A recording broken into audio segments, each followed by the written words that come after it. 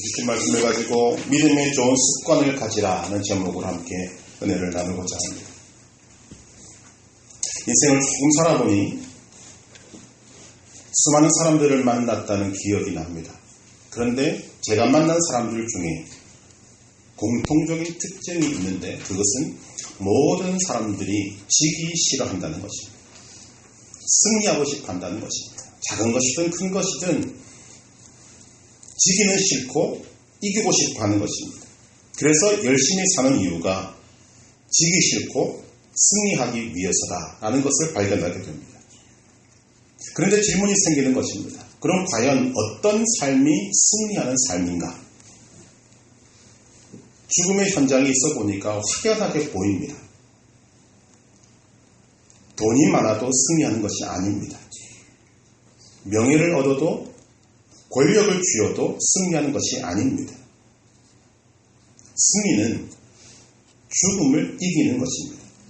승리는 예수를 믿어 부활신앙으로 살고 그 부활신앙으로 죽는 것입니다. 그래서 죽음의 순간에 얼굴이 환한 사람을 보면 우리는 알게 됩니다. 아, 이 사람이 승리했구나. 그런데 마지막 순간에 얼굴이 새카만 사람이 있습니다.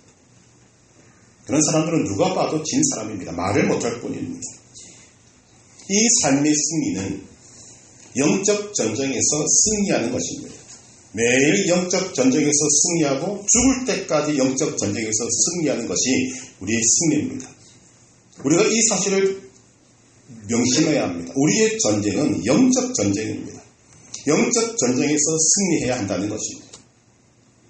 이 영적 전쟁에서 승리하는 비결은 잘 먹여야 합니다. 그런데 어떤 존재를 먹이느냐에 따라서 이 전쟁의 승패가 갈라진다는 말씀을 나누었습니다.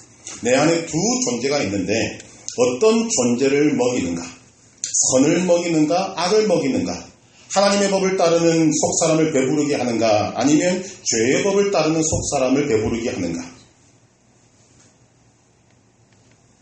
구체적인 모습들로 말씀을 나누었습니다. 불평, 불만, 짜증, 원망, 남탓, 부정적인 생각들은 결코 우리를 승리케 하지 못합니다. 왜냐하면 이런 것들을 하면 할수록 우리의 하나님의 법을 따르는 속사람은 배가 고파서 연약해져가고 죄의 법을 따르는 속사람은 피동피동 살이 찌기 때문입니다.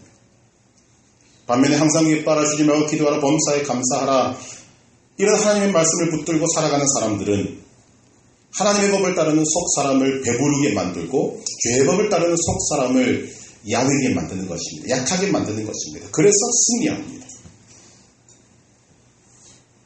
죄를 멀리하고 불평, 불만, 원망, 부정적인 생각들을 쫓아내고 항상 기뻐하고 쉬지 말고 기도하고 범사에 감사하면 하나님의 법을 따르는 속사람이 배부르고 건강하고 영양 상태가 좋아지고 영적 근육이 발달하게 되어서 반드시 이기게 되는 것입니다. 이것이 영적 전쟁에서 승리하는 비결입니다. 오늘은 이 영적 전쟁에서 승리할 수 있는 비결, 그리고 먹이는 전쟁의 또 다른 각도에서의 말씀을 함께 나누고자 합니다. 먼저 우리가 믿음 생활할 때 영적 전쟁에서 먹이지 말아야 할 것이 있습니다. 첫 번째가 무엇인가 하면 신앙을 추상화하는 것을 먹이지 말아야 합니다. 좀 어려운 말입니다만 사람들이 이런 생각을 갖고 있는 것 같습니다. 성경을 많이 알면 믿음이 클 것이다. 교회를 오래 다녔으면 예수를 잘 믿을 것이다. 찬송을 잘 부르면, 말씀을 찾으십시다 하면 성경 말씀을 잘 찾으면, 교회 생활을 속속들이 잘 알고 있으면 잘 믿는 것이다 라고 생각한다는 것입니다. 사람들이 많이 모이는 교회를 다니면 믿음이 좋을 것이다. 여러분이 혹시 이런 생각을 하시는 분이 계십니까? 장로는 믿음이 좋을 것이다.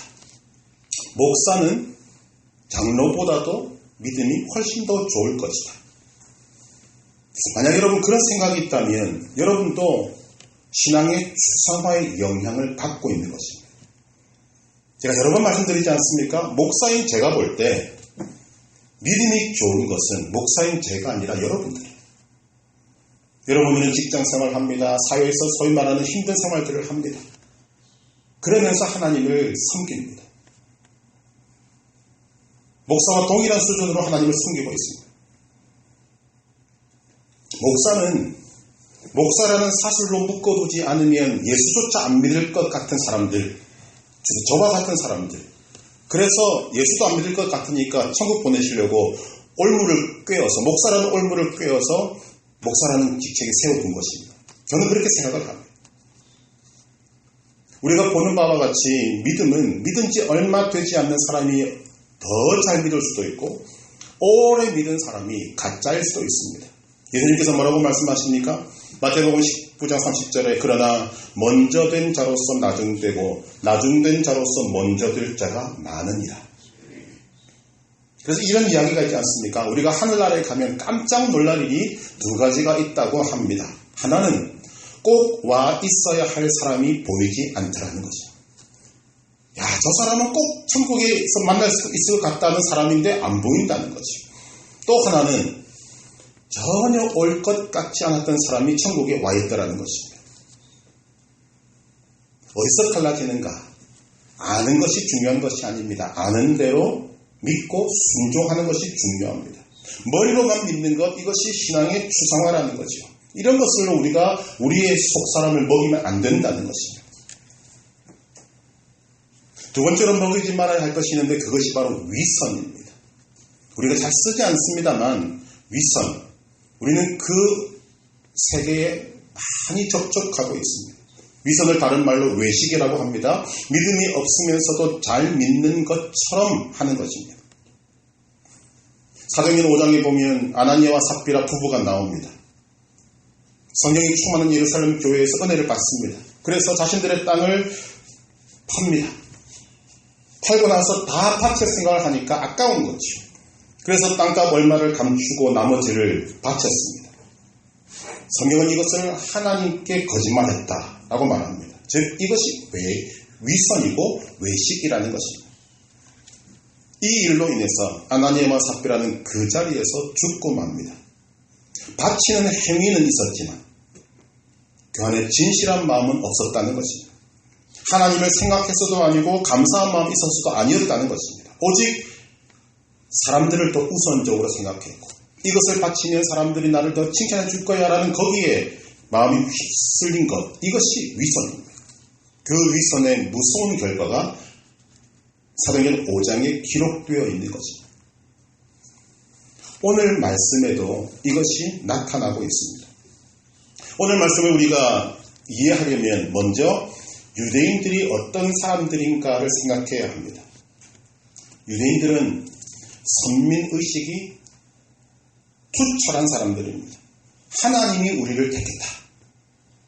자신들은 하나님께 택함 받은 족속이다. 그러므로 거룩과 성결은 자기들만의 몫이라고 생각했습니다. 이웃 사랑하기를 됨과 같이 하라는 말씀을 밤낮 없이 외치지만 그들이 말하는 이웃은 유대인들입니다. 유대인을 제외하고 모든 이방 사람들을 유대인들은 개만도 못하게 여겼습니다. 이방인들과는 멍에를 같이 매지 말라 해서 함께 사업도 하지 않습니다. 여행도 같이 하지 않습니다. 함께 식사도 하지 않고 함께 자지도 않습니다. 이방 사람을 대접하는 일 없습니다. 굶어 죽어도 이방 사람이 집에 가서 얻어먹지 않습니다. 당연히 그들과 결혼하는 것 꿈도 꾸지 않습니다. 이들이 유대인이라는 거죠. 그런데 오늘 본문에 보니까 이 유대 사람 베드로가 이방 땅 안디옥에 왔습니다. 안디옥에 왔더니 이방의 기독교인들이 모여서 반갑게 맞이합니다. 베드로의 방문을 고맙게 여깁니다.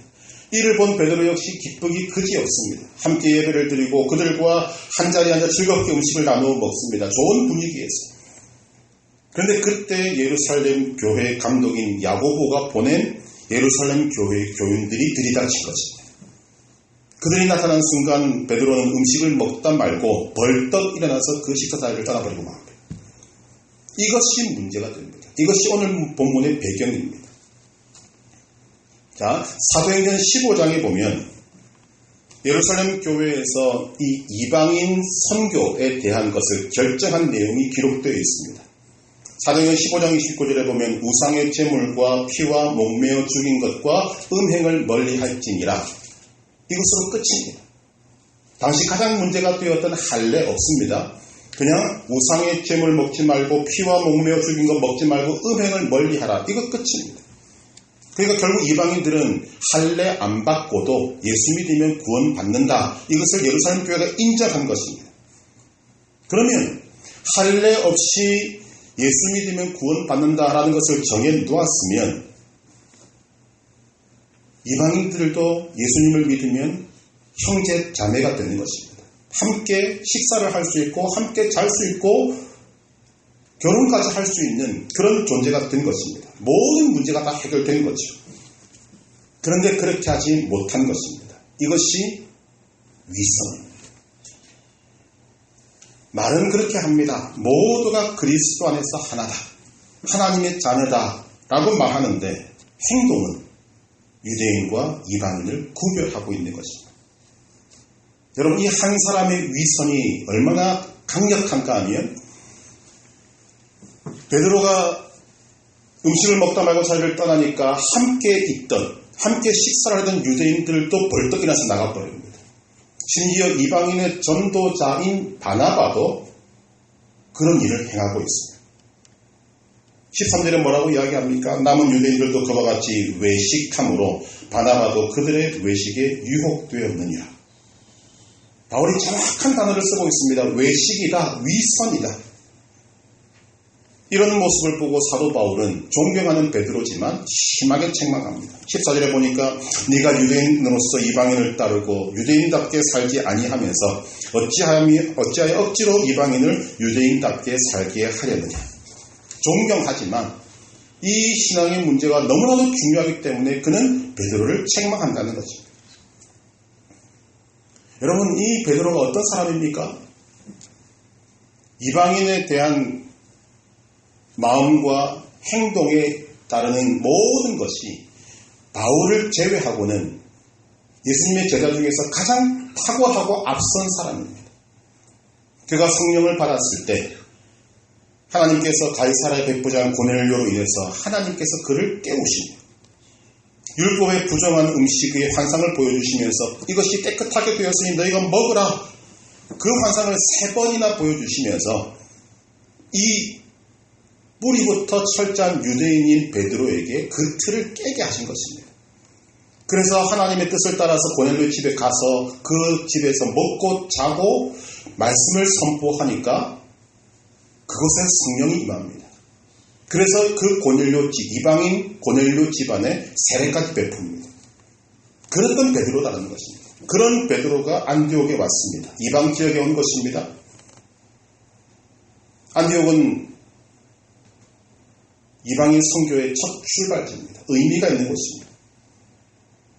기독교의 수단격인 베드로가 안디옥에 온 이유는 분명히 있지만 베드로에게는 문제가 2가지가 있었습니다. 하나는 하나님께서 그를 이방인에게 열려있는 마음을 주셨지만 그것을 더 깊이 들어가지 못했다는 것입니다. 유대 땅에서는 아무런 문제가 안 됩니다. 그런데 이방 땅에 오니 이방인들을 어떻게 대해야 할 것인지, 이방인들과의 삶을 어떻게 꾸려나갈 것인지에 대한 정립이 안 돼 있는 겁니다. 부족한 것입니다. 그것이 오늘 첫 번째 이유고, 가장 오늘 문제 중에 드러나는 것이 무엇인가 하면 위선입니다. 관성의 문제입니다. 습관의 문제. 베드로는 유대 사람으로서 유대 민족이 가지는 이 습관으로부터 자유하지 못했습니다. 이방인들과 식사를 잘 하고 있다가 야고보가 보낸 유대인들이 들어오자 베드로의 그 숨겨지고 눌려졌던 관성이 자기의 의지와는 관계없이 튀어나오는 것입니다. 이것이 습관의 무서움입니다. 유대 사람 된 습관이 튀어나온 것입니다. 예수 믿기 전부터 그의 삶을 지배했던 유대인의 관성이 작용한 것입니다. 베드로가 취한 행동은 깊이 생각한 끝에 나온 것이 아닙니다. 자기도 모르게 나온 것입니다. 여러분, 이 관성, 습관의 문제는 참 어려운 문제입니다. 1963년도에 나온 대탈주라는 영화가 있습니다. 독일 포로 수용소에 잡혀있던 연합군이 땅굴을 파서 76명이 탈주한 실화를 다룬 영화입니다. 저도 어릴 때 봤습니다. 총 76명이 탈주했는데 3명만 성공하고 나머지는 다 붙잡히고 죽었습니다. 그 중에 이 관성, 습관 때문에 탈출에 실패한 내용은 정말 안타깝기까지 합니다. 철저하게 탈출을 준비했습니다. 땅굴을 파고 민간인 복장을 준비하고 그다음에 신분증까지 준비했습니다. 독일 말까지 어느 정도 준비했습니다. 그들 중에 2명이 검문을 당해서 신문을 당합니다. 신분증을 내밉니다. 독일 장교와 함께 독일어로 막 인사를 나눕니다. 그리고 위기를 모면하는가 싶었더니 마지막 딱 인사를 하고 버스를 타려는 순간 이 독일 장교가 이렇게 인사를 하는 것입니다. Good luck. 그러자 이 연합군인 이 사람이 Danke schön이라는 독일말로 인사를 해야 되는데 Thank you 해버린 거죠. 바로 들쑥났습니다. 그 전까지는 긴장하고 독일말로 인사하고 신분증 제시하고 대박까지 했던 사람이 그 흔하게 하는 그 인사, 행운을 빕니다. 굿럭이라는 인사를 듣자마자 속에 숨어있던 하지 말아야 될 영어 인사가 나온 것입니다. 그래서 붙잡혔습니다. 일본에 유명한 이야기가 있습니다. 일본에 예수님을 참 잘 믿어서 별명이 감사 할머니라는 분이 있습니다. 그저 감사합니다. 좋은 일 생겨도 감사, 나쁜 일 생겨도 감사, 아이가 병원에 입원해도 감사, 개가 죽어도 감사.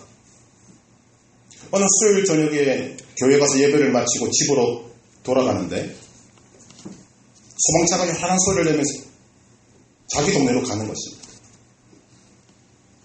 이 이상하게 여긴 감사 할머니가 소방차가 간 길을 따라가 봤더니 어느 한 집이 불에 활활 타고 있는데 다름 아닌 자기 집인 것입니다. 목조로 된 일본 집, 얼마나 불이 잘 타겠습니까? 순식간에 타버린 그 광경을 바라보니 할머니 땅바닥에 털썩 주저앉으면서 한다는 소리가 남아민 답을. 감사 할머니로 소문난 그 할머니. 근데 자기의 이 한계를 뛰어넘는 어떤 순간이 되니까 그냥 옛날 본성이 나오는 거지. 이것이 관성입니다. 사람의 내면 깊숙이 숨어 있다가 무의식 중에 순간적으로 나오는 것입니다. 제가 목회를 하면서 얼마나 많은 사람들을 만났겠습니까? 근데 예수 믿는 사람들 중에 이런 말이 나오는 사람들을 참 많이 만났습니다. 첫 번째, 뭐든 좋은 일이, 기대하지도 않은 일이 생기면 이렇게 말합니다. 재수. 또 자기의 마음에 안 드는 일이 생기면 이거 재수 없어라 그럽니다. 여러분, 재수가 뭡니까? 운이 없다는 거죠. 재물 운이 없다는 거죠. 이런 말을 그냥 예수 믿는데 그렇게 합니다. 제가 신대원 다닐 때 봉사활동을 갔을 때 그 동네에 믿음 좋다는 할머니, 그 할머니는 뭔가 조금 안 좋은 일이 생기면 이런 말씀을 하십니다. 내가 전생에 죄가 많았어. 아니, 믿음 좋다는 할머니인데 입에서 전생이라는 말이 계속 나오는 거죠. 여러분 없으십니까? 이러한 관성들이 우리의 내면에 잠재되어 있다가 어느 순간에 무의식적으로 튀어나오는 것입니다. 지금 베드로가 그런 것입니다. 성령도 받고 하나님의 훈련도 받고 하나님께서 환상을 통해서 이 이방인에 대한 모든 편견을 다 깨게 만드는 것 같지만 그의 그 깊숙한 곳에 있었던 이 습관, 유대인의 습관을 깨지 못해서 많은 사람들, 많은 이방인들을 시험에 들게 할 만한 일을 저지른 것입니다. 그래서 바울이 분개한 것입니다. 그래서 공개적으로 베드로를 책망한 것입니다. 왜 튀어나옵니까? 아직 깨끗이 버리지 못했기 때문이고 깨끗이 비우지 못했기 때문입니다.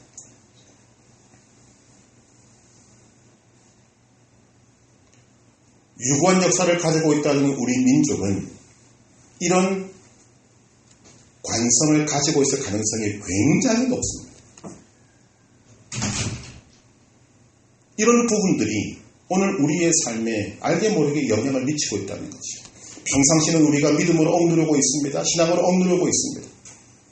그러나 그것이 어느 순간 우리가 감당하지 못할 순간이 되었을 때 그것이 툭 튀어나오는 이것이 문제가 되는 것입니다. 이것이 우리의 죄법을 따르는 속 사람을 살찌우게 만드는 것입니다. 그럼 우리가 어떻게 해야 하는가? 이 습관을 바꿔야 합니다. 육신의 습관을 경건의 습관으로 바꿔야 합니다. 바울은 디모데에게 이런 편지를 씁니다. 망령되고 허탄한 신화를 버리고 경건에 이르도록 네 자신을 연단하라.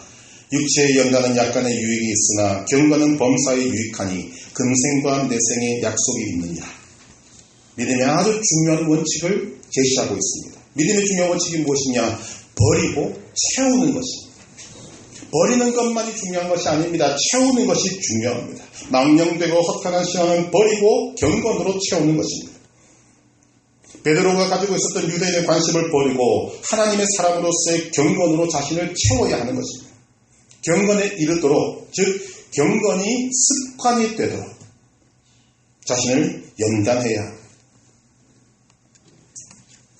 버리고 채우는 것. 누가복음 11장 24절에서 26절에 보면 예수님께서 이런 말씀을 하십니다. 더러운 귀신이 사람에게서 나와서 쉴 곳을 찾지만 찾지 못하다가 혹시나 싶어서 나온 그 사람에게 다시 가봤더니 청소되고 수리까지 되어 있었다는 것입니다. 그런데 비어 있은 것입니다. 그래서 더러운 귀신이 자기보다 더 악한 귀신 7을 데리고 들어가서 거해서 그 사람의 나중 형편이 전보다 더 심하게 되었다. 예수님께서 말씀하십니다. 더러운 귀신이 있었다는 말은 무슨 말입니까? 귀신의 지배를 받았다는 것입니다. 그런데 하나님의 은혜로 그 귀신이 쫓겨났으면 빨리 청소하고 성령으로 채우고 말씀으로 채우고 성령을 따라 행했으면 되는데 비워두니 이곳 귀신이 들어가서 이전보다 더 심한 상태가 된 것입니다. 이게 신앙의 원리입니다. 우리는 알게 모르게 인생을 살아가면서 많이 채워놓습니다. 오늘 우리에게 왜 하나님의 말씀이 제대로 열매를 맺지 못하는가? 우리가 비우지 않기 때문입니다. 비우고 채우지 않기 때문입니다. 우리는 이미 꽉 차 있습니다.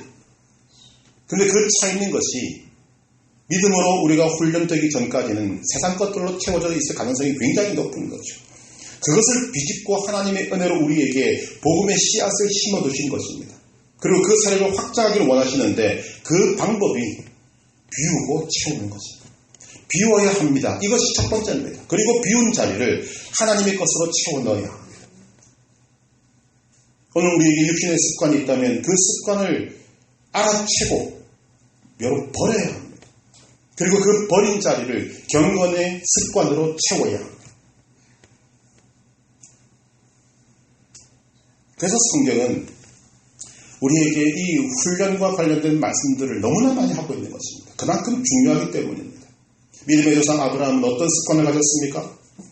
그는 가는 곳마다 제단을 쌓고 하나님을 예배하는 습관을 가졌습니다.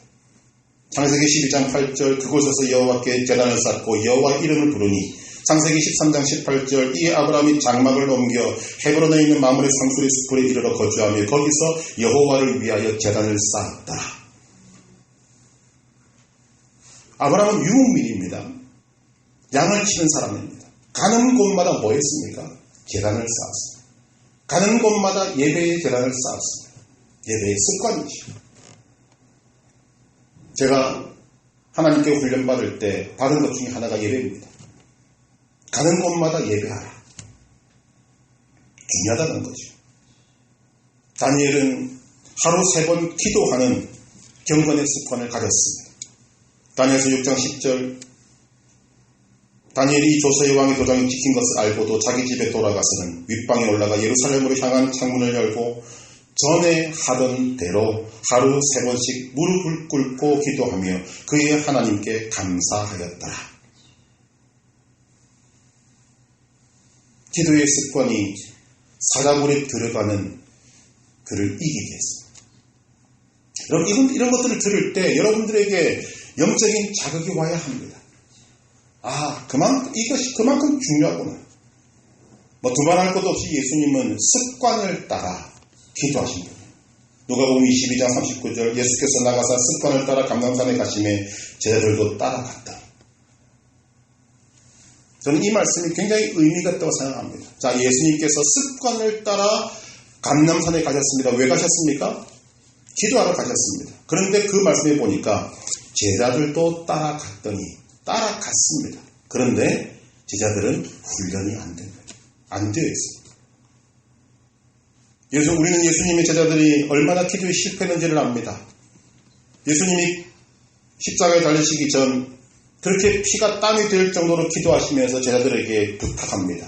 나를 위해 기도해달라. 그러나 예수님의 그런 기도 부탁을 받고도 그들은 잠을 잡니다. 잠의 습관이죠. 그런데 이런 경건의 훈련이 되지 않은 그들이 성령을 받고 난 다음에 어떤 일이 벌어지는가? 기도의 습관이 제자들의 삶의 중심이 되는 것입니다. 사도행전 3장 1절 제9시 기도 시간에 베드로와 요한이 성전에 올라갈새. 이것이 획기적인 변화입니다. 그렇게 예수님이 기도 부탁을 해도 기도를 못하던 제자들이 기도 시간이 되니까 성전에 올라갑니다. 왜 올라갑니까? 기도하러. 그런데 우리는 이 기도하러 올라가는 일이 얼마나 중요한가, 하나님이 얼마나 중요시 여기는가를 볼 수 있는 사건이 그 과정 속에 일어나게 되는 것입니다. 기도하러 올라가다가 성전 미문에 앉은 남에서부터 걷지 못하는 사람을 예수의 이름으로 일으켜 세웁니다. 여러분, 오늘 우리가 이 말씀을 아멘으로 받아들일 이유가 무엇인가 하면 여러분이 육신의 습관을 버리고 경건의 습관으로 들어갈 때 하나님은 여러분들만 유익하게 하지 않습니다. 여러분들을 통해서 어떤 일이 일어날지 저는 기대가 매우 큰 것입니다. 베드로와 요한이 하나님께 그렇게 훈련받고 난 다음 기도의 습관을 가지고 기도하러 올라갈 때 나면서부터 걷지 못했던 그 사람을 일으켜 세웁니다. 얼마나 놀라운 일입니까? 다시 디모데전서 4장 7절 8절의 말씀을 읽어드리면 망령되고 허탄한 신화를 버리고 경건에 이르도록 네 자신을 연단하라. 육체의 연단은 약간의 유익이 있으나 경건은 범사에 유익하니 금생과 내생에 약속이 있느니라. 범사에 유익하다. 여러분은 어떤 습관을 갖고 계십니까? 구분지어야 되지 않겠습니까? 여러분의 삶에 육신의 습관이 득세하십니까? 아니면 경건의 습관이 득세하십니까? 여러분, 말씀을 기준으로 해서 나에게 있는 육신의 습관을 아셔야 합니다. 또 경건의 습관이 있는가를 여러분 아셔야 합니다. 육신의 습관을 알았다면 예수의 이름으로 내쫓고 거기에 파수꾼을 세워야 합니다. 그리고 경건의 습관을 통해 여러분들의 삶에 하나님의 모든 거룩한 것으로 채워 넣으셔야 합니다. 경건이 습관이 되도록 자신을 훈련시켜야 합니다. 말씀 속에서 느끼시겠습니다만 육신의 습관을 버리는 것 쉽지 않습니다. 경건의 습관을 가지는 것 더 쉽지 않습니다. 그러나 쉽지는 않지만 불가능하지는 않습니다.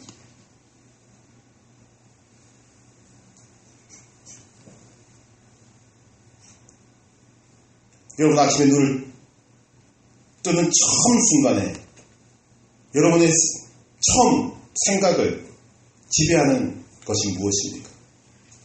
여러분 그것이 하나님이시기를 간절히 소망합니다.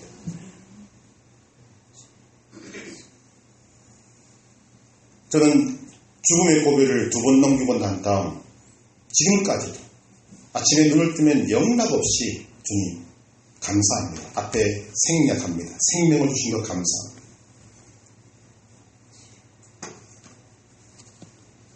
오늘 우리가 이런 경건의 습관을 가지는 것은 금생과 내생에 약속이 있는 범사에 유익한 것입니다.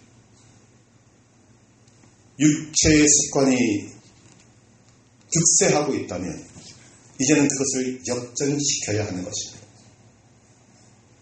육신의 습관을 버리고 경건의 습관을 가지겠노라는 굳은 결심이 있으시기를 바랍니다.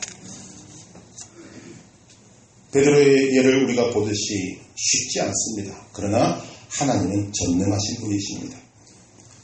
하나님 성령님의 도우심을 구하시기를 바랍니다. 그리고 끊임없이 훈련하시기를 바랍니다.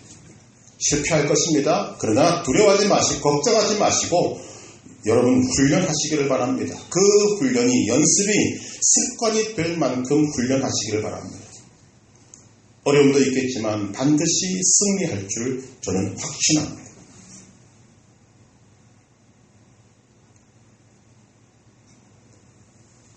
힘들어도 기도하고 기뻐도 찬송하고 어려운 일들을 만날 때 하나님을 생각하고 말씀에 이런 말씀 있지 않습니까? 고난당할 때 하나님을 생각하고 참으면 유익하다.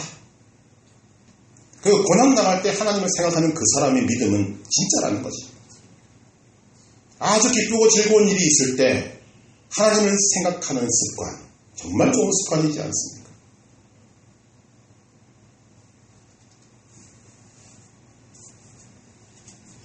교회는 목사만큼 크고 장로만큼 잘한다는 말이 있습니다.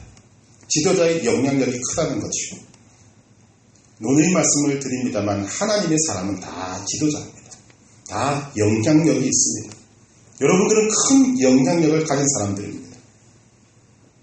여러분이 이 하나님이 2023년에 들어와서 주시는 이 말씀을 붙들고 영적인 시체를 성령의 눈으로 환히 들여다보고 내 속에 지금 누가 살찌고 있는가, 누가 야위고 있는가 명확히 구분하시고 누구를 먹일 것인가에 대한 깊은 고민과 결단과 행동이 있게 되기를 간절히 소망합니다. 여러분이 가지고 있는 영향력은 여러분이 가진 것보다 생각하는 것보다 훨씬 더 큽니다. 신앙의 수상화를 버리시기 바랍니다. 위선을 버리시기를 바랍니다. 믿음의 좋은 습관을 가지시기를 바랍니다.